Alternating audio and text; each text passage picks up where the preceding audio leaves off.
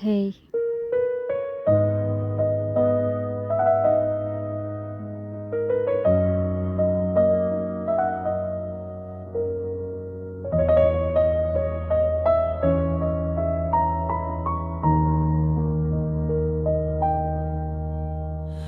دوباره شب شد و جایت خالیه،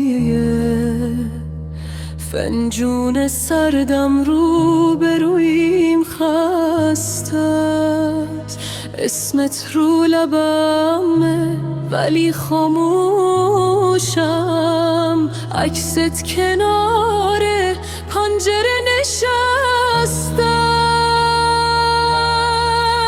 زادتم به دلتنگی هر شب، به سلام بی جواب تو توی قاب، به سکوتی که شبیه حرفاته، به خودم بی تو کنار این درد عادتم به دست خالی از تو، به هنوزمی که چشمام بلده من که میدونم نمیریزی برگردی، اما قلبم باز تو رو میخونه.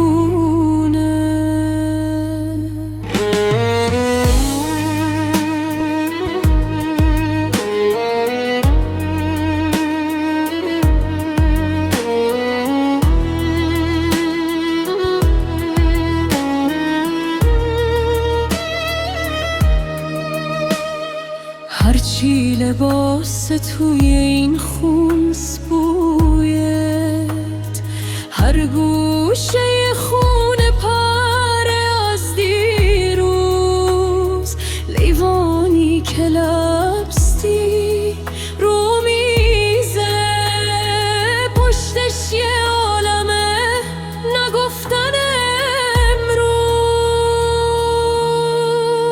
عادتم به دلتنگی هر شب، به قدم زدن خود هی توی راه، به خیالی که هنوز در و وا میکنه تا بیای و بگی من اینجا راحت بخوابم. به دست خالی از تو، به نشستن روبروی صندلیت، من که میدونم سهم من همینه، دوست داشتن تو با جای خالیت. میتونستم برم نرفتم، اما این خونه رو با نفس تو بستم. هرچی عوض شد جز دل من که به همون لبخند کم رنگت بسته.